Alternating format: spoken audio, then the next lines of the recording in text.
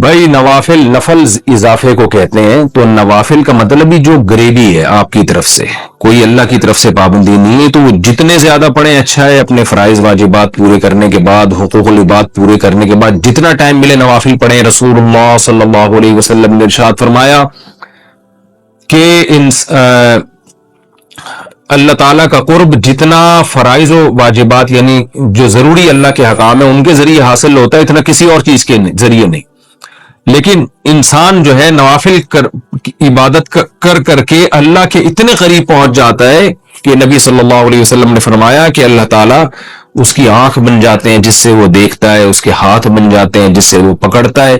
تو یعنی علماء اس حدیث کا مطلب یہ بیان کرتے ہیں اس کا کوئی عضو بھی اللہ کی مرضی کے بغیر استعمال نہیں ہوتا۔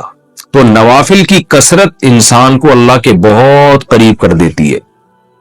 بلکہ ہمارے حضرت فرمایا کرتے تھے کہ اصل تو بندہ اور اللہ کا تعلق بنتا ہی نوافل سے۔ فرائض واجبات تو ایسی چیزیں جو کرنی ہے، وہ تو ڈیوٹی ہے، وہ تو آپ کی ذمہ داری ہے۔ آپ کا اللہ سے تعلق کتنا وہ تو نوافل سے پتہ چلے گا کہ آپ خود سے اللہ کی کتنی عبادت کرتے ہیں۔ نفلی صدقات ہو گئے اور نفلی عبادت ہو گئی، نفلی روزے ہو گئے، تو یہ تو جب پتہ چلے گا کہ جو آپ اضافی کتنا کرتے ہیں اللہ کے لیے، اس سے آپ کے اللہ کے تعلق کا پتہ چلتا ہے۔ اس لیے اللہ نے اہل ایمان کی جو صفات بیان کی، اہل جنت کی، اس میں نوافل کی کثرت کو اللہ نے بیان کی ہے کہ صبح و شام اللہ کا ذکر کرتے ہیں، تہجد پڑھتے ہیں۔ تو اس لیے نوافل جتنے چاہیں پڑھیں اچھا ہے۔ ہاں، اس سے آپ کی جو ذمہ داریاں ہیں، حقوق العباد، وہ ضائع نہیں ہونے چاہیے۔ ایسا نہ ہو کہ اتنے زیادہ کہ پڑھنا شروع کر دیں یا اتنی نفل عبادت میں مشغول ہو جائیں کہ والدین کے بنیادی حقوق یا بیوی بچوں کی بیسک حقوق ضائع ہونا شروع ہو جائیں، یہ پھر غلط ہو جائے گا۔ باقی جتنے چاہیں پڑھیں، اور کچھ نوافل ایسے ہیں جن کی احادیث میں ترغیب ہے، جیسے صدقات و خیرات میں تو جتنے چاہیں کریں، اور روزے میں حدیث میں آتا ہے کہ ایام 20 کے روزے آپ صلی اللہ علیہ وسلم نے اس کی ترغیب دی ہے، یعنی چاند کی جو 3 تاریخیں ہیں، 13، 14 اور 15، ان تاریخوں کے روزے، اور پیر اور جمعرات کا روزہ۔ اس کے علاوہ بھی کبھی موڈ ہوا تو آپ روزہ رکھ لیں، کوئی پیر جمعرات کی قید نہیں ہے۔ ویسے ہی انسان کا بعض دفعہ منگل کو روزہ رکھنے کا موڈ ہوتا ہے تو منگل کو رکھ لیں۔ تو جتنے چاہے نفل روزے، اور نفل نماز میں جو سب سے افضل نماز ہے وہ تہجد کی ہے۔ تو آپ اگر اپنے نوافل میں کچھ اضافہ کرنا چاہتے ہیں تو تہجد کی نماز پڑھیں آپ سب سے پہلے، اور اس کے علاوہ پھر اشراق کی نماز ہے، چاش کی نماز۔ بعض علماء کہتے ہیں اشراق اور چاش ایک ہی نماز ہے، اور جمہور علماء کہتے ہیں الگ الگ نماز ہے۔ تو مجھے جو ہے نا پوری دلائل سے تحقیق نہیں ہے، میں دونوں علماء کے اقوال میں جانتا ہوں تو میں دونوں کے قول نقل کر دیتا ہوں۔ بہرحال چاش تو اشراق کو الگ الگ پڑھ لیں تو ڈبل ہو جائے گی، اس میں کیا جا رہا ہے۔ جو اشراق کا وقت ہے جمہور کے قول کے مطابق وہ سورج جب ایک نیزہ بلند ہو جاتا ہے پھر شروع ہوتا ہے، اور چاش کا وقت جو شروع ہوتا ہے وہ جب سورج بالکل درمیان میں پہنچتا ہے 45 کے زاویے پر، تو اس کے بعد آپ زوال سے پہلے، یعنی چاش کی نماز زوال سے پہلے تک رہتی ہے۔ اس کے علاوہ جو ہے اوابین کی نماز ہے، چاش ہی کی نماز کو حدیث میں اوابین کی نماز کہا گیا ہے۔ تو یہ گریبیاں ہیں، جتنی چاہے لگائیں اتنا اچھا ہے۔ البتہ سنت موقدہ پڑھنا بہرحال ضروری ہے، جو 12 رکعتیں ہم پڑھتے ہیں۔ نبی صلی اللہ علیہ وسلم سے شکرانے کا سجدہ ثابت ہے، اور سجدہ بعض علماء کہتے ہیں اس سے مراد کنایہ ہے، یہ یعنی نماز سے کنایہ ہے یہ۔ تو ویسے بھی شکر کے طور پر نیکی کرنی چاہیے ہمیں، تو کوئی بھی نیکی کی جا سکتی ہے۔ سجدہ شکر بھی کیا جا سکتا ہے، وضو کر کے باقاعدہ 2 نفل پڑھیں گے تو اور زیادہ اچھا ہے، روزہ رکھ لیں گے تو بھی ٹھیک ہے، صدقہ کر دیں گے تو بھی ٹھیک ہے۔ تو اس میں کوئی حرج نہیں ہے، اس کے لیے ثبوت ضروری نہیں ہے، بلکہ شکر قرآن و سنت سے ثابت ہے۔ شکر کا کوئی اسپیسیفک طریقہ بیان نہیں کیا، اس کا مطلب ہمیں آزادی دی گئی ہے کہ ہم کسی بھی طرح شکر ادا کر لیں۔ تو نفل بھی شکرانے کے پڑھ سکتے ہیں آپ صدقہ بھی کر سکتے ہیں شکرانے کا، آپ روزہ بھی رکھ سکتے ہیں، کوئی بھی نیکی کر سکتے ہیں۔ صحابہ کرام بعض دفعہ شکرانے کے طور پر صدقہ کیا کرتے تھے۔ کعب ابن مالک رضی اللہ تعالیٰ عنہ کو جب کوئی خبر لے کر آیا نا کہ اللہ نے آپ کی توبہ قبول کر لی ہے، انہوں نے شکرانے کے طور پر وہ جو چادر تھی نا اپنی، اس کو گفٹ کر دی جو یہ خبر لے کر آیا تھا۔ تو یہ سب چیزیں شکرانے کے طور پر، یہ نام کے لیے ثبوت ضروری نہیں ہے، کام کے لیے ثبوت ضروری ہے۔ نام آپ اس کو کچھ بھی دے سکتے ہیں۔ طلاق کی عدت کتنے مہینے ہے؟ میرے شوہر نے مجھے ایک طلاق دے دی ہے. ہم نے علماء سے پوچھا تو انہوں نے بتایا کہ 3 مہینے 10 دن بعد میرا نکاح ٹوٹ جائے گا. تو کیا میں ابھی عدت میں ہوں یا نہیں؟ دیکھیں، شوہر نے ایک طلاق دی ہے تو طلاق دینے کے بعد 3 مینسز، 3 دفعہ حیض جب آ کے گزرے گا تو آپ کی عدت پوری ہوگی. اور 2 حیضوں کے درمیان کم سے کم 15 دن کا فرق ہونا چاہیے. کسی خاتون نے عدت جلدی ختم کرنی ہے، وہ دوا کھا کے بھی حیض جلدی جلدی لا سکتی ہے، لیکن 2 حیض کے درمیان کم سے کم 15 دن کا وقفہ ہونا چاہیے. اور ایک حیض 3 دن سے کم نہیں ہوتا، یعنی 3 دن سے کم میں اگر خون آ کے بند ہو گیا تو وہ حیض نہیں ہے. تو 3 دن کم سے کم بلیڈنگ ہو اور درمیان میں کم سے کم 15 دن کا وقفہ ہو. اس طرح سے جب 3 مینسز آ کے تیسرا مینسز ختم ہوگا تو عدت پوری ہو جائے گی. اور اگر شوہر نے طلاق ہی حالت حیض میں دی تھی تو یہ گناہ کیا، لیکن پھر وہ والا حیض عدت میں کاؤنٹ نہیں ہوگا، اس کے بعد پراپر مکمل 3 حیض آنا ضروری ہے. تو اب آپ اس لحاظ سے دیکھ لیں. اور اگر عورت کو پریگنینسی ہو تو پھر جب تک بچہ نہیں پیدا ہو جاتا اس وقت عدت ختم نہیں ہوتی. اور اگر کوئی عورت بوڑھی ہو جس کو حیض آنا بند ہو گیا ہو تو پھر اس کی عدت جو ہے وہ 3 مہینے ہے. کہ دیکھو، دعا جو ہے نا، دعا اس میں اصل ہے انفرادی. اجتماعی دعا میرے لیے تو مانگنا بڑا ہی مشکل کام ہے. خیر، مانگ لینی چاہیے، کبھی کبھار لوگوں کو سیکھنے کا موقع مل جاتا ہے. لیکن اجتماعی دعا کے موقع تو کبھی کبھار ہی آتے ہیں نا. آپ مجھے ایک بات بتاؤ، جب کسی سے قرضہ مانگنے کے لیے جاتے ہو، کسی ذاتی ضرورت سے لیے جاتے ہو تو کیا بھونپو ہاتھ میں لے کے جاتے ہو؟ اس کو بھونپو کہتے ہیں نا، وہ جو اسپیکر ہوتا ہے. یہ پوری قوم کو لے کے جاتے ہو، جا کے چھپڑ میں اس سے لجاجت کرتے ہو بیٹھ کے کہ یار تو حالات دیکھ رہے، غربت مہنگائی کہاں پہنچی ہوئی ہے، یار تھوڑا کچھ روکڑا شوکڑا دے دے. ایسا ہی ہوتا ہے کہ نہیں ہوتا؟ تو دعا کا جو اللہ نے اصول بتایا ہے قرآن مجید میں، ادعوا ربکم تضرعا وخفیا، اپنے رب کو پکارو عاجزی کے ساتھ اور چپکے سے. تو دعائیں کرنا سیکھیں. مسئلہ سارا مسلمان کے ساتھ یہ ہے کہ اس کا ہر ایک کے ساتھ کنیکشن. جی بیٹا، اچھا میں پڑھ لوں گا دعا کے لیے، ٹھیک ہے. مسئلہ مسلمان کے ساتھ یہ ہے کہ اس کا اللہ تعالی سے کنیکشن کیا ہو گیا ہے؟ کمزور. اسی سے سارے مسائل کھڑے ہو رہے ہیں. تو دیکھو، آج کے اس بیان میں نا جو بات سیکھنے کی ہے، میرے لیے بھی آپ کے لیے بھی، جو میں جتنی باتیں کرتا ہوں میں اس میں سب سے پہلے اپنے آپ کو خطاب کر رہا ہوں. میرا کبھی یہ دعویٰ نہیں ہے کہ جو باتیں میں کر رہا ہوں تو وہ مجھے ضرورت ہی نہیں ہے. اور بھائی میں سب سے پہلے اس کا خود محتاج ہوں کہ اللہ مجھے عمل کی توفیق دے. اس لیے میرے یہ بیان نہیں ہوتے، یہ تکرار ہوتی ہے. مل بیٹھ کے کچھ نصیحت کی باتیں شیئر کر لیتے ہیں جو ہم سب بھولے ہوئے ہیں، مجھ سمیت. آپ کہہ سکتے ہیں جب مل بیٹھ کے باتیں شیئر کرتے ہیں تو پھر نیچے بیٹھ کے گپ شپ لگائیں، اوپر کیوں بیٹھے ہوئے؟ تو وہ اس لیے بیٹھا ہوں اوپر کہ نظر آ جاؤں سب کو میں آرام سے.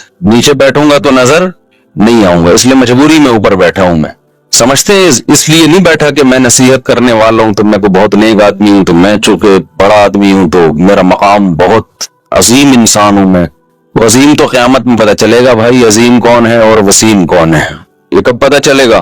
قیامت میں پتہ چلے گا عظیم کون ہے اور وسیم کون ہے. دنیا میں تو کچھ بھی ہو سکتا ہے. تو اس لیے ہمارا سب سے بڑا مسئلہ کیا ہے؟ آج جو ڈپریشن، اسٹریس، بیماریاں، پریشانیاں، ناکامیاں اور ٹینشنیں، ان کی بڑی وجہ یہ ہے کہ ہمارا اللہ سے کنیکشن کیا ہو گیا ہے؟ کمزور.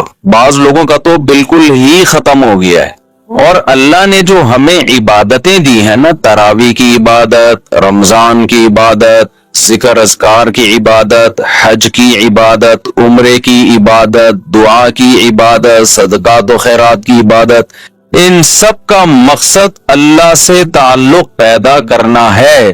آج سب کچھ ہو رہا ہے مگر اللہ سے تعلق نہیں ہو رہا.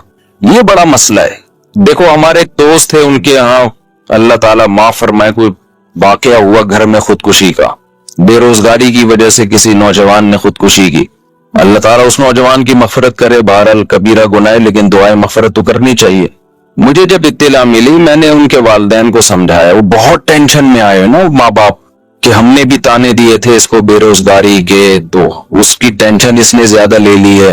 मैंने कहा ये टेंशन ज्यादा लेने वाली बात बिल्कुल गलत. बात यह है कि हमने अपनी जरूरतों के दायरे बहुत ज्यादा वसी कर लिए हैं, क्योंकि हमारा अल्लाह से कनेक्शन नहीं. अब चाहते हैं कि सबकी तोंदें फुल भरे, पेट भरे, घर बड़े बड़े हों, गाड़ियां सबके पास हों, बैंक बैलेंस सबके भरे हुए हों, बिल्कुल ऐश की जिंदगी हो, कोई टेंशन ना हो. अल्लाह तो है ही नहीं ना बीच में, अल्लाह बीच में है ही नहीं कि असल कामयाबी है कि खुदा खुश हो हमसे, वो तो है ही नहीं, वो तो मकसद ही नहीं है. तो जब दौलत को बाप बना के, शोहरत, इज्जत, ख्वाहिशात को बाप बनाओगे, तो मेरे भाई खंभों से ही चिपकोगे. फिर जाके कोई खंबे से चिपकेगा, कोई जहर पिएगा, कोई नहीं भी पिएगा ना तो डिप्रेशन से मरेगा, वो ब्रेन हेमरेज से मरेगा डिप्रेशन में. सहाबा के पास जो है ना 24-24 घंटे में ऐसे हालात भी आए हैं कि 24 घंटे में एक खजूर है खाने के लिए. वो तो टेंशन और डिप्रेशन की गोलियां भी नहीं खा रहे थे उस वक्त. ऐसे हालात आए ना जंगों में कि 24 घंटे में क्या खाया. एक साहबी ने जब बताया ना कि हम 24 घंटे में पता नहीं 2-3 खजूरें खाते थे. लोगों ने कहा इसमें गुजारा कैसे होता था. उन्होंने कहा हम सोचते थे जब ये भी नहीं मिलती थी, जब एक खजूर मिलती थी, हम उन दिनों को याद करके 2 खजूरों पे खुश होते थे. लोगों ने कहा भाई जब एक खजूर मिलती थी उस पे कैसे टेंशन खत्म होती थी. उन्होंने कहा हम उस दिन को याद करते थे जब खजूरों की गुठलियां चूसा करते थे, खजूर भी खाने को नहीं मिलती थी. आज कबाब पराठे खा के खंबे पे लटकता है जाके. टेंशन से जो मरता है ना खुदकुशी करता है. पहले पेट भरेगा, खाएगा, नरम बिस्तर पे लेटेगा, रात उसने नरम बिस्तरों पे गुजारी होगी. मेरे भाई अल्लाह से ताल्लुक पैदा करना सिर्फ आखिरत के लिए जरूरी नहीं है, दुनिया के लिए पहले जरूरी है. दुनिया आपकी अच्छी नहीं हो सकती जब तक अल्लाह से ताल्लुक बहाल नहीं होता. हमने सूरह यूसुफ पूरी पढ़ ली. याकूब अलैहिस्सलाम की सारी जिंदगी टेंशनों में गुजरी है. उन टेंशनों में सारी जिंदगी क्या करते रहे हैं, सिर्फ दुआएं मांगते रहे हैं. हालांकि दुआएं बज़ाहिर कबूल होती हुई नजर बोलो नहीं आ रही, दुआएं कबूल ही नहीं हो रही हैं बज़ाहिर. ये कैसी कबूलियत है भाई दुआ की. जब अल्लाह ने एक खूबसूरत बेटा दिया, उसको ख्वाब आया, ख्वाब से लगा कि ये पैगंबर बनेगा, तो याकूब अलैहिस्सलाम ने उसी वक्त से दुआएं मांगना शुरू कर दी है. अल्लाह इसको जमीन का, लोगों का इमाम बना. जो तूने नेमत की है ना मेरे दादा इब्राहिम पर, ए अल्लाह वो नेमत मुकम्मल कर मेरे बेटे यूसुफ के जरिए, इसको भी नबी बना. उस वक्त से दुआएं मांगी होंगी कि नहीं मांगी होंगी. नजर बस से बचने के लिए भी दुआएं मांगी होंगी. बहुत खूबसूरत बेटा था, ए अल्लाह इसे हासिदों के हसद से बचा, मांगी होंगी कि नहीं मांगी होंगी. भाई बोलो क्या हो गया. ये दुआ भी मांगी, ए अल्लाह इसे हासिदों के हसद से बचा. इतना खूबसूरत बेटा है ये, इतना नेक बच्चा है ये, लेकिन सारे काम बज़ाहिर क्या हो रहे हैं, उल्टे. हसद भी खा रही है, भाइयों ने उठा के कुएं में डाल दिया और बाप की नजरों से ओझल. तो क्या कहा है याकूब अलैहिस्सलाम ने कि मैं खुदकुशी करूंगा, मेरा बेटा कहाँ है भाई. तुमने जो कुर्ता लाके दिया मुझे जिसपे झूठा खून लगा हुआ है, ये झूठ बोल रहे हो. और फिर मुसलसल डिप्रेशन टेंशन में जाते जाते बिल आखिर खुदा ना ख्वास्ता कोई ख्याल आया उनके दिल में खुदकुशी का. वो क्या कर रहे हैं भाई, फसब्रुन जमील. मैं क्या करूंगा भाई, सब्र, क्योंकि मेरे पास तो कोई तहकीक का जरिया भी नहीं है कि तुम सच कह रहे हो कि झूठ कह रहे हो. दुआ बज़ाहिर कबूल होने के बजाय क्या हो रही है, रद्द हो रही है. कोई मायूसी की बात नहीं की याकूब अलैहिस्सलाम ने. ए अल्लाह मैं तुझसे क्या मांग रहा था और तू मेरे साथ क्या कर रहा है, तू मुझे टेंशन दे रहा है, मुझसे क्या गुनाह हुआ है. और ऐसा भी नहीं किया याकूब अलैहिस्सलाम ने रूहानी इलाज वालों से राब्ता किया हो, बेशरम लोगों से, क्योंकि ये बड़े बेशरम हैं. अच्छे अच्छे घर जादू टोने के नाम पे इन बेशर्मों ने तबाह किए हैं. जादू है, टोना है, फलाना है, ढिमकाना है. जो असल काम करने का है उससे ये क्या कर देते हैं, आपको हटा देते हैं. याकूब अलैहिस्सलाम अल्लाह से क्या कर रहे हैं, दुआएं मांग रहे हैं. वो दुआ कैसे कबूल हो रही है. यूसुफ अलैहिस्सलाम मिस्र में बजाय कुएं से निकलने के मिस्र के बाजारों में, बोल लो ना क्या हो गया, फरोख्त हो रहे हैं. फिर दूसरा बेटा भी गया थोड़े दिनों के बाद. एक मिलने के बजाय बिन्यामीन भी چلا گیا. رو رہے ہیں جو غیر اختیاری چیز ہے, رو رہے ہیں غیر اختیاری ہے نا. تو بچوں نے کیا کہا کہ آپ ابھی تک یوسف کو یاد کر کے رو رہے ہیں. کیا فرمایا, انما اشکو بثی وحزنی الی اللہ, میں اپنے غم کس کے سامنے بیان کرتا ہوں؟ اللہ کے سامنے. اللہ کے سامنے تو بیان کیا جائے گا غم. وَأَعْلَمُ مِنَ اللَّهِ مَا لَا تَعْلَمُونَ, میں اللہ کے بارے میں وہ کچھ جانتا ہوں جو تم نہیں جانتے. ناکامیوں کے نقشے میں کامیاب کرنا کس کا کام ہے؟ اللہ کا کام. مایوس نہیں ہوں, جو ہو رہا ہے میرے حق میں بہتر ہو رہا ہے, اگرچہ مجھے سمجھ میں نہیں آ رہا. تصور نہیں تھا نا بادشاہ بنا کے اللہ ملائے گا. ان کے مسائل خدا کی قسم ہمارے مسائل سے کئی گنا زیادہ تھے. میں مانتا ہوں بے روزگاری ہے, مہنگائی ہے, پھر بھی پراٹھے کھا رہے ہیں لوگ اس مہنگائی میں بھی, پھر بھی زیادہ کھا کے مر رہے ہیں, کم کھا کے نہیں مر رہے لوگ. اور جو کم کھانے والے ہیں, جو واقعی غریب ہیں, ان کے یہ مسائل بھی نہیں ہیں, انہیں صبر آ رہا ہے. زیادہ تر عیش پرست لوگ ہیں جن کو صبر نہیں آتا. تو یہ سارے مسائل کس کی وجہ سے میرے بھائی؟ اللہ سے تعلق نہ ہونے کی وجہ سے. حضرت مولانا شرف علی تھانوی رحمہ اللہ نے بڑی پیاری بات لکھی. ایک مرید نے نا ان کو لکھ کے دیا کہ مجھ سے گناہ نہیں چھوٹتا, گناہ کرتا ہوں توبہ کرتا ہوں, گناہ کرتا ہوں توبہ چھوٹ نہیں رہا. حضرت توبہ کر کر کے تھک گیا. انہوں نے فرمایا کرتے رہو, اس توبہ کی وجہ سے تعلق تو بحال ہے نا اللہ کا. چلو محبت کا تعلق نہیں, معذرت کا تعلق تو ہے, ایکسکیوز کا تعلق تو ہے. نہیں آئی میرا خیال ہے بات سمجھ میں. ایک تعلق ہوتا ہے اطاعت کا تعلق, فرما برداری کا تعلق. اصل تو یہ تعلق ہے کہ آپ اللہ کے فرما بردار بن کے رہیں. اور ایک تعلق ہوتا ہے فرما بردار نہیں ہے لیکن معذرت کر رہے ہیں بار بار, تعلق تو ہے نا. اور ایک ہے کہ تعلق ہی نہیں ہے, نہ اطاعت کر رہا ہے نہ اللہ سے معافیہ مانگ رہا ہے. آج مسلمان کا بہت بڑا مسئلہ کیا ہے کہ اللہ کو اس نے اپنی ڈکشنری سے نکالا, اب چند رسومات میں تو اللہ رہ گیا ہے, چند رسومات میں. لیکن ایسا مضبوط تعلق نہیں ہے کہ یہ اللہ آپ کو ڈپریشن سے نجات دے دے, یہ اللہ آپ کی ٹینشنیں دور کر. دیکھو جب آپ ٹینشن میں ہوتے, کوئی محبوب دوست مل کے آپ کے ساتھ ٹینشن شیئر کر لے تو آپ کو خوشی ہوتی ہے نا. آپ کہتے ہیں یار تمہاری وجہ سے میرا غم کیا ہو گیا ہے, ہلکا ہو گیا ہے. تو اللہ کی وجہ سے غم ہلکا کیوں نہیں ہو رہا؟ اس کا مطلب اللہ دوست ہی نہیں ہے, تعلق ہی نہیں ہے اللہ سے. تو خوب سمجھ لو رمضان اللہ نے کیوں دیا؟ اللہ سے تعلق پیدا کرنے کے لیے. جتنی عبادتیں ہیں بھائی تم اللہ سے کوئی دوستی لگاؤ, راز و نیاز کیا کرو اللہ تعالیٰ سے. تو اللہ سے جو دوستی ہے نا اور تعلق ہے, اس میں سب سے زیادہ پاورفل چیز کیا ہے؟ وہ ہے دعا.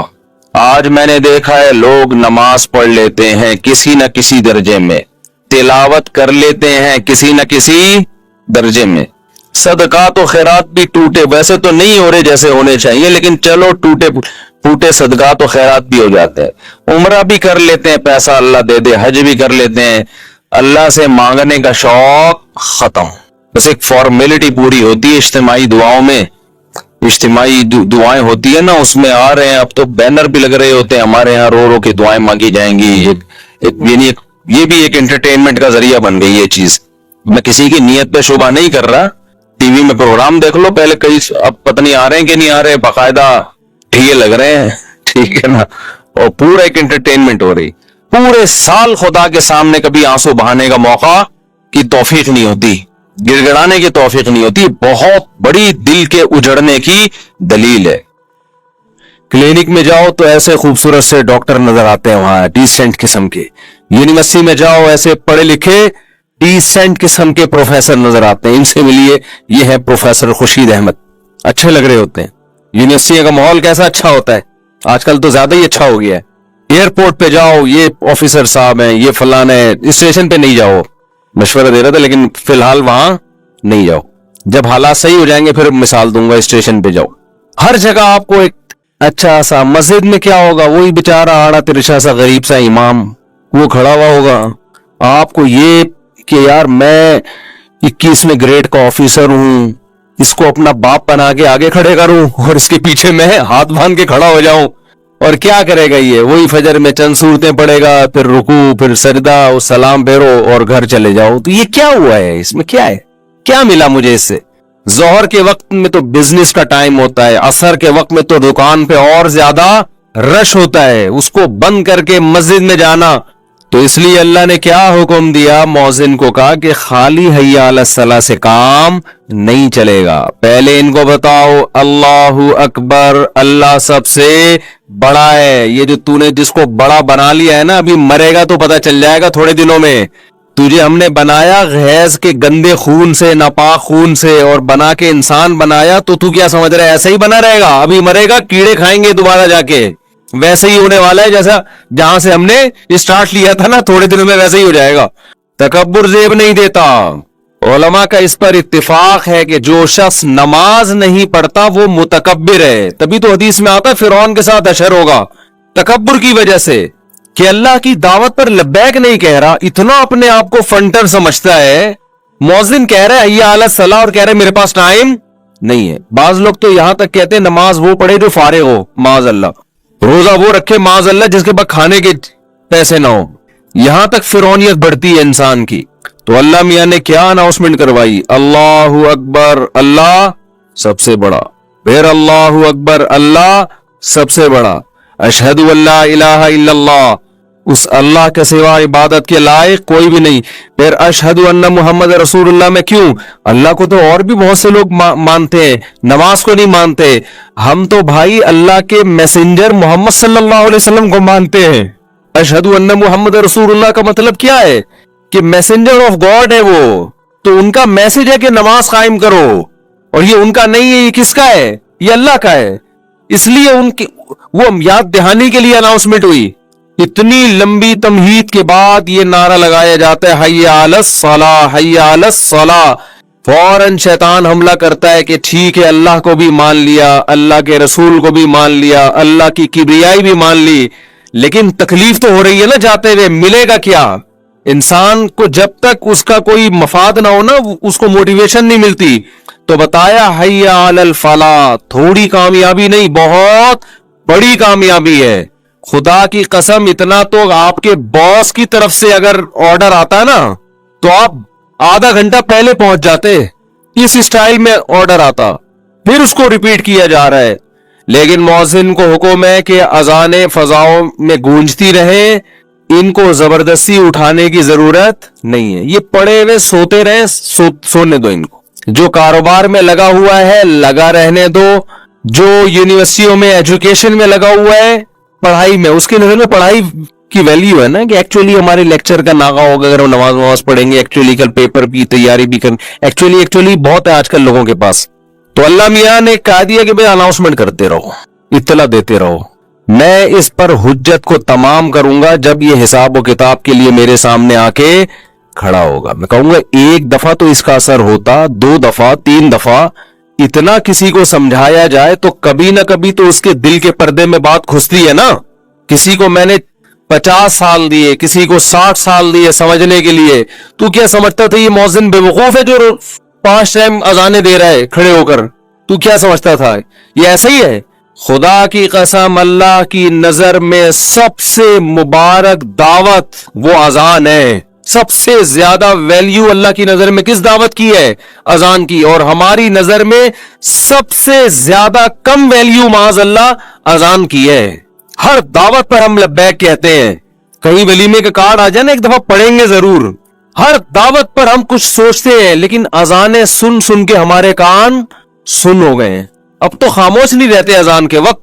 تو جو شکر گزار ہے، جو یہ مانتے ہیں کہ ہمارے رب نے ہمیں پانی کے قطرے سے بنایا، حیض کے خون سے بنایا، پیدا کرتے ہی ماں کی شکل میں ہمیں اس نے بہترین گفٹ دیا، باپ کی شکل میں بہترین تحفہ دیا، ماں کی چھاتیوں میں اس نے دودھ پیدا کیا ہے، یہ ڈارون کے نظریے کی پیداوار نہیں ہے۔ پھر ہم بڑے ہوئے، آسمان سے بارشیں برسائیں، زمین سے تناور درخت پیدا کیے، ساری نعمتیں، پھر ہم بالغ ہوئے تو ہمارے لیے اس نے عورت کو پیدا کیا، لِتَسْكُنُوا إِلَيْهَا، تاکہ ان دونوں کے نکاح کے ذریعے ملاپ سے سکون ملے، پھر آگے ان کو اولاد کی نعمت ملے۔ یہ ساری نعمتیں خود بخود نہیں ہیں، یہ کس کی طرف سے انتظام ہے؟ اللہ کی طرف سے۔ تو میرے بھائی جو یہ مانے گا نا تو حی علی الصلاۃ پر وہ لازمی لبیک کہے گا، وہ کہے گا کہ میرے رب نے صرف 5 ٹائم مجھ سے حاضری کا مطالبہ کیا، وہ اگر 50 دفعہ بھی مجھ سے حاضری کا مطالبہ کرتا میں 50 دفعہ جاتا، کیونکہ میرا تو کچھ بھی نہیں ہے، سب کس کا دیا ہوا ہے؟ اللہ کا دیا ہوا ہے. وہ تو 50 دفعہ بھی کہتے تو ہم 50 دفعہ آتے. تو اس لیے میرے بھائی سب سے زیادہ ویلیو اللہ کی نظر میں اسلام میں توحید کے بعد کس حکم کی ہے؟ نماز کی. اس میں آپ کے پاس نو کا آپشن نہیں ہے. بازار میں خریداری کے لیے جاؤ, سفر میں جاؤ, اگر نماز چھوڑنے کی کوئی گنجائش ہوتی نا تو میدان جنگ میں سفر میں اللہ اجازت دے دیتا صحابہ کو, وہاں بھی معاف نہیں کی ہے. ذرا سی بات پہ بڑے بڑے نمازی سفر میں سو رہے پڑے ہوئے, بھائی کیا یار اب نہیں ہوتی. پھر اپنی طرف سے مسائل سفر میں پڑھو بھائی. اب جو پڑھ رہا ہے جہاں بیٹھا ہوا ہے وہیں بیٹھے بیٹھے پڑھ رہا ہے وہ. اور بھائی فرض نماز کھڑے ہو کے ہوتی ہے, تھوڑی ہمت کر لو. کم ہمتی سب سے زیادہ کھانا کھانے کے لیے فوراً کھڑا ہو جائے گا. کھانا کھانے کے لیے کیا ہوگا؟ کھڑے ہو کے ریسیو کرے گا کھانا. ہر کام میں کھڑے ہوگا. نماز کا جیسی ٹائم آئے, ہر آدمی نے اپنے مسئلے بنائے ہوئے جی, سیٹ پہ بیٹھے ہوئے. نفل نماز تو سیٹ پہ بیٹھے ہوئے بھی ہو جاتی ہے, فرض نماز سیٹ پہ بیٹھے ہوئے نہیں ہوتی, کھڑے ہونا پڑے گا. ڈرائیور کو روکو, آپ اس کو بولو بھائی جب واش روم جانا تھا تو روکتا کہ نہیں روکتا. تو نماز تو ہماری نظر میں واش روم سے زیادہ اہم ہے. پوری بس میں ایک بمشکل نمازی ہوتا ہے تو اس کی پھر کوئی بھی نہیں سن رہا ہوتا. دیکھ رہے ہوتے ہیں سارے وہاں فلم لگا کے مست ہیں. خدا نہیں دیکھ رہا کہ یار تم یہ کیا ننگے ناچ دیکھ رہے ہو تم.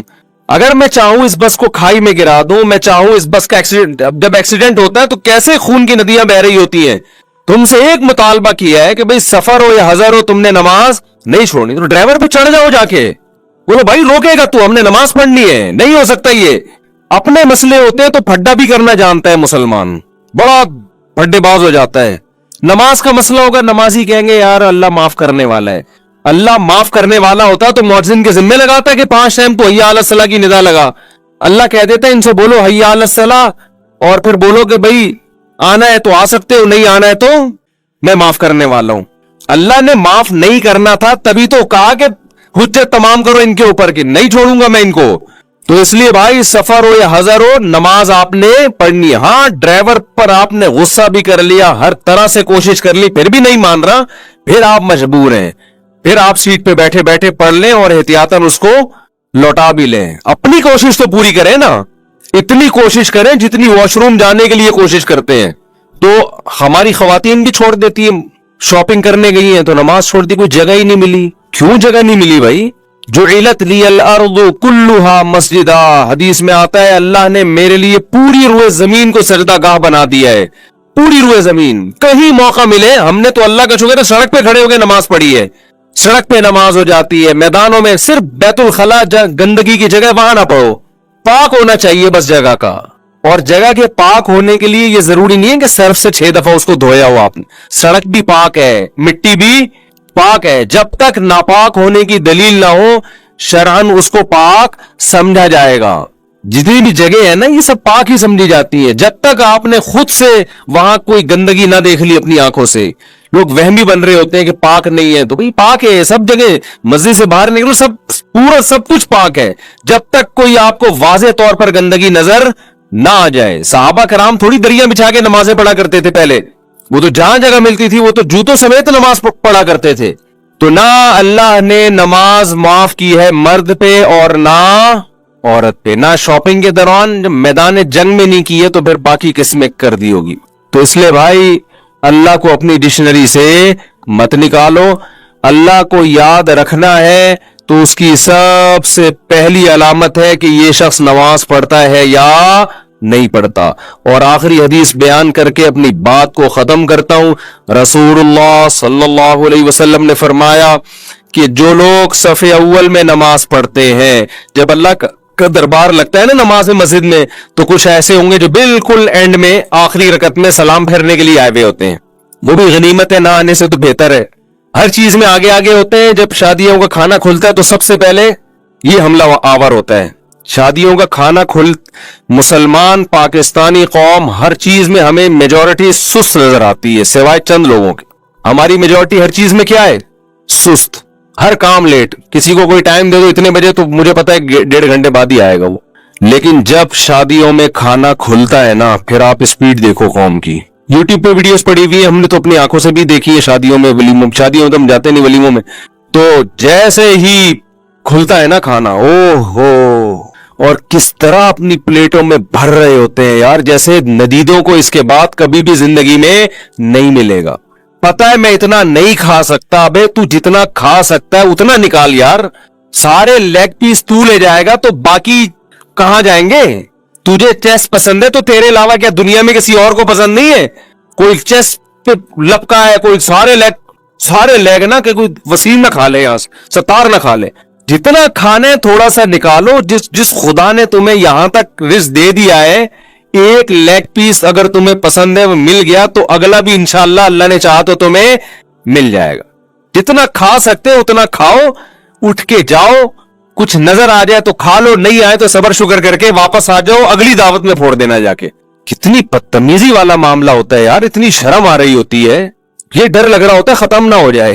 دیکھو عزت کے دونے والے اس ذلت کے پلیٹوں سے. اچھا جیسے ہی کیمرہ آئے گا نا ایک دم تمیز سے، یوٹیوب پہ بڑی پڑی ہوئی اس طرح کی ویڈیو بھی، ایک دم جیسے کیمرہ آئے گا ایسے ہو جائیں گے جیسے پتہ ہی نہیں کھانا وانا کیا ہوتا، جیسے کبھی کچھ ہے ہی ان کو کھانے کی کوئی ویلیو ان کی نظر میں. تو میرے بھائی جو اسپیڈ یہاں دکھاتے ہیں نا وہی اسپیڈ کہاں ہونی چاہیے؟ نماز میں ہونی چاہیے. تو نبی صلی اللہ علیہ وسلم نے فرمایا جو صف اول میں نماز پڑھنے والے لوگ ہیں، آپ نے فرمایا قیامت کے دن اللہ کے دربار میں بھی سب سے آگے ہوں گے، ان مقرب فرشتوں کے ساتھ ہوں گے جن کو اللہ کا خاص قرب ملا ہے.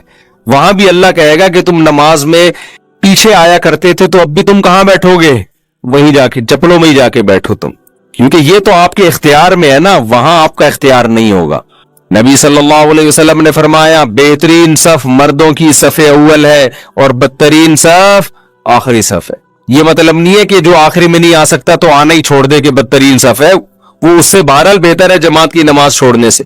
تو اللہ تعالی ہم سب کو نماز کی پابندی کی توفیق عطا فرمائے. اور اپنے اوپر جرمانہ رکھ لو، جس دن جماعت کی نماز چھوڑے سزا دو اپنے آپ کو، ورنہ یہ جماعت کی نماز کی عادت نہیں پڑتی. سبحانک اللہم و بحمدک نشہد ان لا الہ الا انت نستغفرک و نتوب الیک. بلوغت کی دہلیز کے قریب پہنچتا ہے، چاروں طرف نماز کے وقت مسجد میں حی علی الصلاۃ کی صدائیں گونجنا شروع ہو جاتی. کیسی عجیب عبادت ہے بھائی. اللہ میاں یہ بھی تو کہہ سکتے تھے کہ اے نبی آپ ان لوگوں کو بتا دیں کہ تم پر 5 وقت کی نمازیں فرض ہیں اور یہ ٹائم ہے، جب آپ دنیا سے جائیں گے تو ان کو پتا ہوگا، پھر آگے علماء بتا دیں گے. یہ بھی تو ہو سکتا تھا نا. فجر کی اذان میں حی علی الصلاۃ حی علی الصلاۃ، اور کیسے الفاظ ہیں. 1400 سال گزر گئے، کسی مفتی نے فتویٰ دیا کہ اب چونکہ ہم سب عادی ہو گئے، ہمیں پتہ چل گیا ہے کہ اللہ کے کیا چاہ رہے، اب اذان بند کر دو. کوئی ایک فتویٰ دے سکتا ہے؟ یا کوئی اٹھ کے کہے کہ مؤذن سے جا کے گلا پکڑ لے، بے تو نے کل بھی بولا تھا حی علی الصلاۃ، پرسوں بھی بولا تھا حی علی الصلاۃ، بس سمجھ میں آ گیا ہمارے، اب ہم الارم لگا کے سو جائیں گے، جس نے آنا ہوگا آ جائے گا، نہیں آنا ہوگا نہیں آئے گا. مؤذن مان لے گا آپ کی بات؟ اس کو نکال دو گے دوسرا آ جائے گا، اس کو نکال دو گے تیسرا آ جائے گا. آپ عصر کے ٹائم پہ بولو گے بھائی ہمیں پتہ چل گیا حی علی الصلاۃ حی علی الفلاح، بس ٹھیک ہے نا، ہم باپ دادا سے سنتے آ رہے ہیں، ہمارے ابا بھی سنتے آ رہے ہیں، ہمیں پتہ چل گیا کہ ابھی 5 بجے عصر کا ٹائم ہے، بس ختم، ٹھیک ہے ہم آ جائیں گے، اب تو گھڑیاں ہیں ویسے بھی. کوئی مفتی اس کو جائز کہے گا؟ پوری دنیا میں کسی بھی مسلک کا ہو بولے گا بھائی یہ تو اللہ نے مؤذن کے ذمے لگا دیا ہے، یہ تو لگا دیا ہے. اس سے جماعت کی اہمیت بھی پتہ چلتی ہے. آج یا تو نماز پڑھتے نہیں ہیں، پڑھتے ہیں تو ہر آدمی اخپل طریقے سے پڑھ رہا ہے، گھروں میں پڑھ رہے ہیں. جی فجر میں تو اللہ نے الگ سے لفظ بڑھا دیا الصلاۃ خیر من النوم، نماز نیند سے بہتر ہے. صدیوں سے یہ، اور اتنا سا جملہ کہلوانے کے لیے بھی تمہید کتنی لمبی ہے. بھائی اگر نماز ہی کی طرف بلانا تھا تو آپ کیا کہتے؟ مؤذن کو اللہ حکم دے دیتا بھائی چڑھ جائے مینار کے اوپر، زور سے بولے لوگوں نماز کی طرف آ جاؤ. اللہ نے کہا نا نا نا نا نا نا نا، اتنا کافی نہیں ہے، کیونکہ ان کو دکان میں پیسہ نظر آ رہا ہے، دکان پہنچے گئی ہے، وہاں کوئی اناؤنسمنٹ کی ضرورت نہیں. دفتر پہنچ جائے گا، پتہ ہے نہیں پہنچا تو باس نکال لے گا. جب اس کی شادی ہوگی رخصتی کے لیے پہنچ جائے گا، اس کے لیے اس کو سسرال کی طرف سے حی علی رخصتی حی علی سسرال کی ضرورت بولو نہیں، وہاں پہنچ جائے گا. ان چیزوں کے لیے موٹیویشن کی ضرورت نہیں ہے.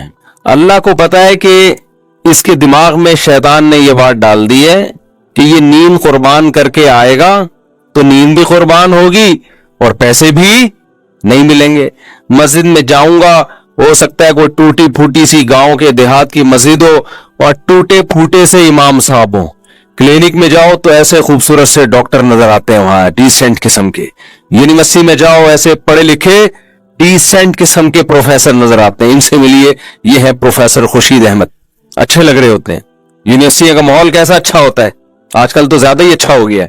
ایئرپورٹ پہ جاؤ, یہ آفیسر صاحب ہیں, یہ فلان ہے. اسٹیشن پہ نہیں جاؤ, مشورہ دے رہا تھا, لیکن فی الحال وہاں نہیں جاؤ.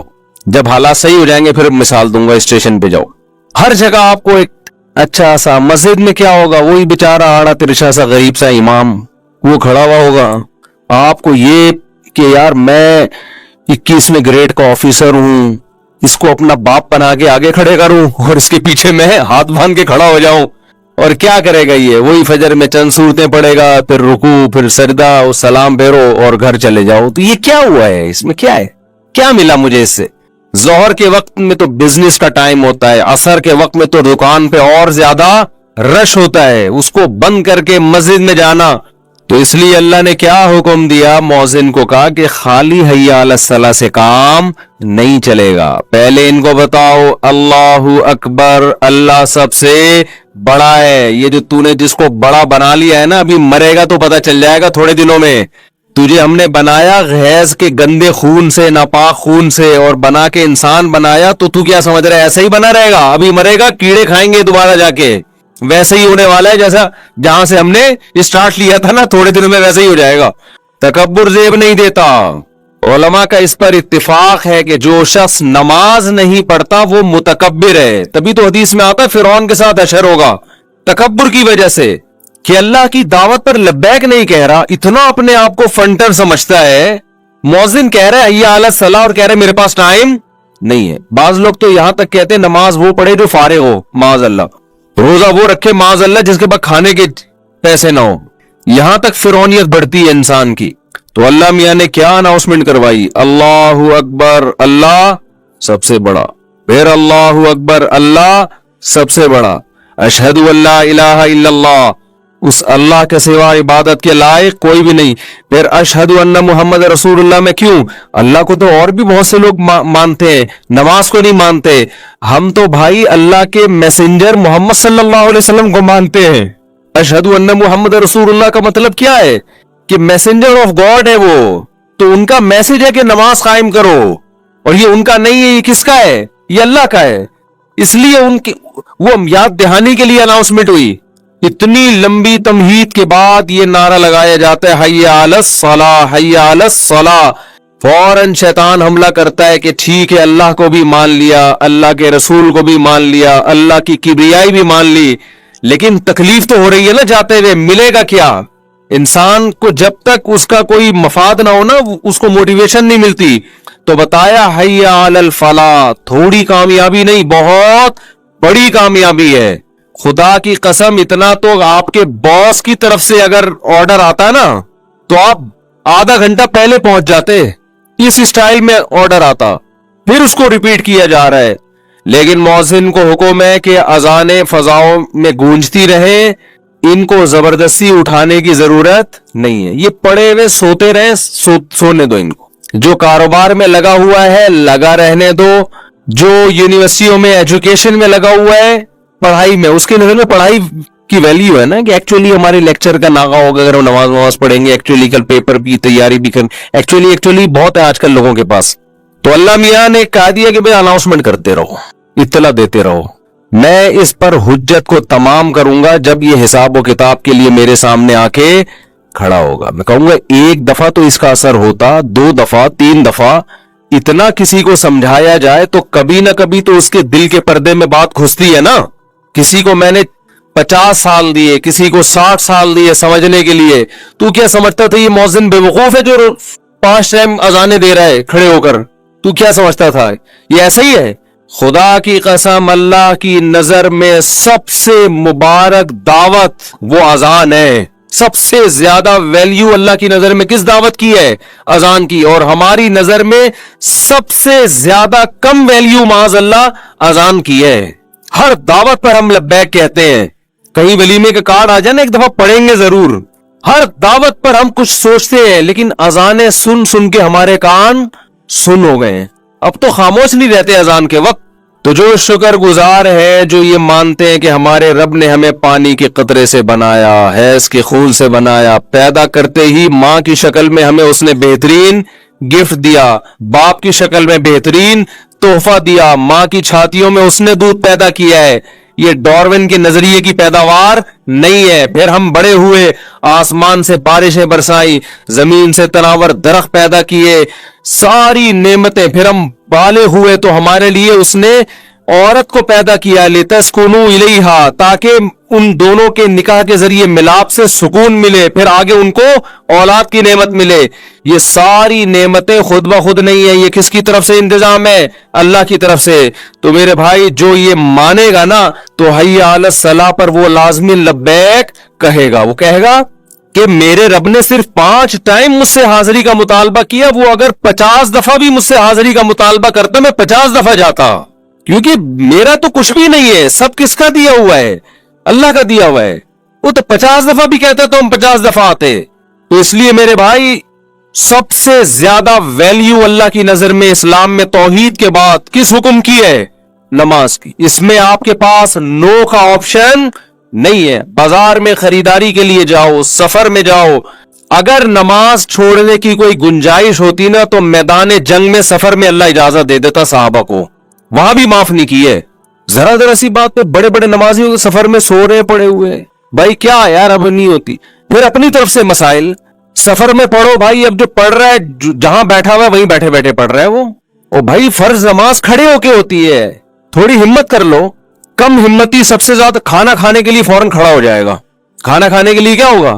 کھڑے ہو کے ریسیو کرے گا کھانا. ہر کام میں کھڑے ہوگا. نماز کا جیسی ٹائم آئے, ہر آدمی نے اپنے مسئلے بنائے ہوئے جی, سیٹ پہ بیٹھے ہوئے. نفل نماز تو سیٹ پہ بیٹھے ہوئے بھی ہو جاتی ہے, فرض نماز سیٹ پہ بیٹھے ہوئے نہیں ہوتی. کھڑے ہونا پڑے گا. ڈرائیور کو روکو, آپ اس کو بولو بھائی جب واش روم جانا تھا تو روکتا کہ نہیں روکتا. تو نماز تو ہماری نظر میں واش روم سے زیادہ اہم ہے. پوری بس میں ایک بمشکل نمازی ہوتا ہے تو اس کی پھر کوئی بھی نہیں سن رہا ہوتا. دیکھ رہے ہوتے ہیں سارے وہاں فلم لگا کے مست ہیں. خدا نہیں دیکھ رہا کہ یار تم یہ کیا ننگے ناچ دیکھ رہے ہو تم. اگر میں چاہوں اس بس کو کھائی میں گرا دوں, میں چاہوں اس بس کا ایکسیڈنٹ, جب ایکسیڈنٹ ہوتا ہے تو کیسے خون کی ندیاں بہ رہی ہوتی ہیں. تم سے ایک مطالبہ کیا ہے کہ بھئی سفر ہو یا حضر ہو تم نے نماز نہیں چھوڑنی. تو ڈرائیور پہ چڑھ جاؤ جا کے, بولو بھائی روکے گا تو, ہم نے نماز پڑھنی ہے. نہیں ہو سکتا یہ. اپنے مسئلے ہوتے ہیں تو پھڈا بھی کرنا جانتا ہے مسلمان, بڑا پھڈے باز ہو جاتا ہے. نماز کا مسئلہ ہوگا, نمازی کہیں گے یار اللہ معاف کرنے والا ہے. اللہ معاف کرنے والا ہوتا تو مؤذن کے ذمہ لگاتا کہ 5 ٹائم تو حی علی الصلاح کی ندا لگا. اللہ کہہ دیتا ان سے بولو حی علی الصلاح, اور پھر بولو کہ بھئی آنا ہے تو آ سکتے ہو, نہیں آنا ہے تو میں معاف کرنے والا ہوں. اللہ نے معاف نہیں کرنا تھا تبھی تو کہا کہ حجت تمام کرو ان کے اوپر, کہ نہیں چھوڑوں گا میں ان کو. تو اس لیے بھائی سفر ہو یا حضر ہو نماز آپ نے پڑھنی ہے. ہاں ڈرائیور پر آپ نے غصہ بھی کر لیا, ہر طرح سے کوشش کر لی, پھر بھی نہیں مان رہا, پھر آپ مجبور ہیں. پھر آپ سیٹ پہ بیٹھے بیٹھے پڑھ لیں اور احتیاطاً اس کو لوٹا بھی لیں. اپنی کوشش تو پوری کریں نا, اتنی کوشش کریں جتنی واش روم جانے کے لیے کوشش کرتے ہیں. تو ہماری خواتین بھی چھوڑ دیتی ہیں, شاپنگ کرنے گئی ہیں تو نماز چھوڑ دی, کوئی جگہ ہی نہیں ملی. کیوں جگہ نہیں ملی بھائی؟ جعلت لی الارض کلھا مسجدا, حدیث میں آتا ہے اللہ نے میرے لیے پوری روئے زمین کو سجدہ گاہ بنا دیا ہے. پوری روئے زمین, کہیں موقع ملے ہم نے تو اللہ کا شکر ہے سڑک پہ کھڑے ہو کے نماز پڑھی ہے. سڑک پہ نماز ہو جاتی ہے, میدانوں میں. صرف بیت الخلاء گندگی کی جگہ وہاں نہ پڑھو, پاک ہونا چاہیے بس جگہ کا. اور جگہ کے پاک ہونے کے لیے یہ ضروری نہیں ہے کہ صرف سے 6 دفعہ اس کو دھویا ہوا آپ نے. سڑک بھی پاک ہے, مٹی بھی پاک ہے. جب تک ناپاک ہونے کی دلیل نہ ہو شرعن اس کو پاک سمجھا جائے گا. جتنی بھی جگہ ہے نا یہ سب پاک ہی سمجھی جاتی ہے جب تک آپ نے خود سے وہاں کوئی گندگی نہ دیکھ لی اپنی آنکھوں سے. لوگ وہمی بن رہے ہوتے ہیں کہ پاک نہیں ہے, تو بھئی پاک ہے سب جگہ. مسجد سے باہر نکلو سب پورا سب کچھ پاک ہے, جب تک کوئی آپ کو واضح طور پر گندگی نظر نہ آ جائے. صحابہ کرام تھوڑی دریا بچھا کے نمازیں پڑھا کرتے تھے پہلے, وہ تو جہاں جگہ ملتی تھی وہ تو جوتوں سمیت نماز پڑھا کرتے تھے. تو نہ اللہ نے نماز معاف کی ہے مرد پہ اور نہ عورت پہ، نہ شاپنگ کے دوران جب میدان جنگ میں نہیں کی ہے تو پھر باقی کس میں کر دی ہوگی. تو اس لیے بھائی اللہ کو اپنی ڈکشنری سے مت نکالو. اللہ کو یاد رکھنا ہے تو اس کی سب سے پہلی علامت ہے کہ یہ شخص نماز پڑھتا ہے یا نہیں پڑھتا. اور آخری حدیث بیان کر کے اپنی بات کو ختم کرتا ہوں. رسول اللہ صلی اللہ علیہ وسلم نے فرمایا کہ جو لوگ صف اول میں نماز پڑھتے ہیں، جب اللہ کا دربار لگتا ہے نا نماز مسجد میں، تو کچھ ایسے ہوں گے جو بالکل اینڈ میں آخری رکعت میں سلام پھیرنے کے لیے آئے ہوئے ہوتے ہیں. وہ بھی غنیمت ہے، نہ آنے سے تو بہتر ہے. ہر چیز میں آگے آگے ہوتے ہیں. جب شادیوں کا کھانا کھلتا ہے تو سب سے پہلے یہ حملہ آور ہوتا ہے. شادیوں کا کھانا مسلمان پاکستانی قوم ہر چیز میں ہمیں میجورٹی سست نظر آتی ہے سوائے چند لوگوں کی. ہماری میجورٹی ہر چیز میں کیا ہے؟ سست. ہر کام لیٹ. کسی کو کوئی ٹائم دے دو اتنے بجے تو مجھے پتا ہے 1.5 گھنٹے بعد ہی آئے گا وہ. لیکن جب شادیوں میں کھانا کھلتا ہے نا، پھر آپ اسپیڈ دیکھو قوم کی. یوٹیوب پہ ویڈیوز پڑی ہوئی ہے، ہم نے تو اپنی آنکھوں سے بھی دیکھی ہے. شادیوں میں شادیوں میں تو ہم جاتے نہیں ولیموں میں، تو جیسے ہی کھلتا ہے نا کھانا، او ہو، اور کس طرح اپنی پلیٹوں میں بھر رہے ہوتے ہیں یار، جیسے ندیدوں کو اس کے بعد کبھی بھی زندگی میں نہیں ملے گا. پتا ہے میں اتنا نہیں کھا سکتا. ابے تو جتنا کھا سکتا ہے اتنا نکال یار. سارے لیگ پیس تو لے جائے گا تو باقی کہاں جائیں گے؟ تجھے چیسٹ پسند ہے تو تیرے علاوہ کیا دنیا میں کسی اور کو پسند نہیں ہے؟ کوئی چیسٹ پہ لپکا ہے، کوئی سارے لیگ نا، کہ کوئی وسیم نہ کھا لے، یہاں سے ستار نہ کھا لے. جتنا کھانے تھوڑا سا نکالو. جس خدا نے تمہیں یہاں تک رزق دے دیا ہے، ایک لیگ پیس اگر تمہیں پسند ہے وہ مل گیا تو اگلا بھی انشاءاللہ اللہ نے چاہا تو تمہیں مل جائے گا. جتنا کھا سکتے ہو اتنا کھاؤ. اٹھ کے جاؤ، کچھ نظر آ جائے تو کھا لو، نہیں آئے تو صبر شکر کر کے واپس آ جاؤ، اگلی دعوت میں پھوڑ دینا جا کے. کتنی بدتمیزی والا معاملہ ہوتا ہے یار. اتنی شرم آ رہی ہوتی ہے، یہ ڈر لگ رہا ہوتا ہے ختم نہ ہو جائے. دیکھو عزت کے دونے والے اس ذلت کے پلیٹوں سے. اچھا جیسے ہی کیمرہ آئے گا نا ایک دم تمیز سے، یوٹیوب پہ بڑی پڑی ہوئی اس طرح کی ویڈیو بھی، ایک دم جیسے کیمرہ آئے گا ایسے ہو جائیں گے جیسے پتہ ہی نہیں کھانا وانا کیا ہوتا، جیسے کبھی کچھ ہے ہی ان کو کھانے کی کوئی ویلیو ان کی نظر میں. تو میرے بھائی جو اسپیڈ یہاں دکھاتے ہیں نا، وہی اسپیڈ کہاں ہونی چاہیے؟ نماز میں ہونی چاہیے. تو نبی صلی اللہ علیہ وسلم نے فرمایا جو صف اول میں نماز پڑھنے والے لوگ ہیں، آپ نے فرمایا قیامت کے دن اللہ کے دربار میں بھی سب سے آگے ہوں گے. ان مقرب فرشتوں کے ساتھ ہوں گے جن کو اللہ کا خاص قرب ملا ہے. وہاں بھی اللہ کہے گا کہ تم نماز میں پیچھے آیا کرتے تھے تو اب بھی تم کہاں بیٹھو گے؟ وہیں جا کے چپلوں میں ہی جا کے بیٹھو تم، کیونکہ یہ تو آپ کے اختیار میں ہے نا، وہاں آپ کا اختیار نہیں ہوگا.